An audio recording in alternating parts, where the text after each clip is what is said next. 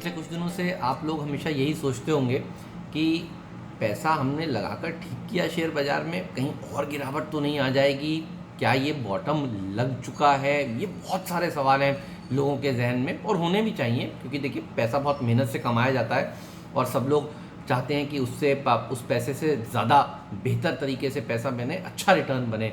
तो मैं कुछ ब्रोकरेज हाउसेस की रिपोर्ट्स पढ़ रहा था इस वीकेंड, तो सोचा आपसे क्यों ना शेयर किया जाए। देखिए मॉर्गन स्टैनले ये कहता है, और मॉर्गन स्टैनले बड़ा ब्रोकरेज हाउस है और ये दुनिया भर में देखिए इनकी जो रिपोर्ट्स हैं उसको सीरियसली लिया जाता है। तो मैंने सोचा मॉर्गन स्टैनले की रिपोर्ट आपको आज बताई जाए ताकि आपको थोड़ा सा कॉन्फिडेंस आए। देखिए मॉर्गन स्टैनले कहता है कि ये जो गिरावट है शेयर बाज़ार में, ये शेयरों को खरीदने का इससे बढ़िया मौका हो नहीं सकता।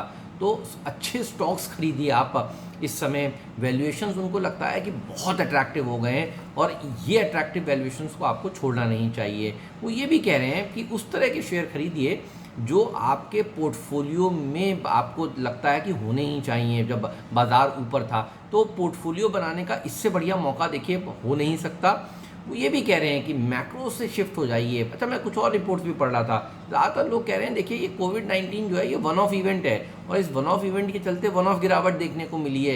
ये जैसे ही वैक्सीन आएगा तो सुधर जाएगा, तो ये वन ऑफ इवेंट है, तो आपको फिर इससे ज़िंदगी भर की तकलीफ तो देखिए होने वाली है नहीं।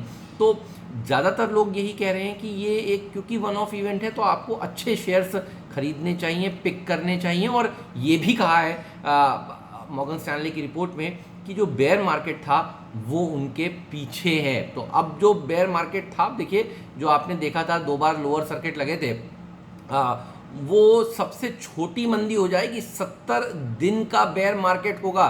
तो अगर यहाँ पे एक दवा आ गई, वैक्सीन आ गई, तो आप सोचिए फिर इतिहास कैसे देखेंगे इसको। तो सब लोग यही बोलेंगे कि एक बार साहब कोविड-19 हुआ था और उसमें दुनिया भर में गिरावट आई थी, भारतीय बाजार भी गिरे थे और भारतीय बाज़ारों में कुल 70 दिन का बेयर मार्केट चला था। तो देखिए आपको ये सब चीज़ें सोचनी होंगी। तो सबसे छोटा हिस्ट्री में बेयर मार्केट ये हो सकता है अगर यहाँ से स्थिति और ख़राब नहीं होती है और दवा अगर सामने आ जाती है और वैक्सीन के ऊपर काम और तेज़ी से होता है और उसके रिजल्ट आने शुरू हो जाते हैं। तो मार्च के जो लोज थे वो बहुत पुख्ता लोज हैं, क्योंकि कई लोग कहते हैं कि कहीं एक डबल बॉटम तो नहीं लगेगा, अभी क्यों खरीदें, अगले बॉटम पे खरीदेंगे।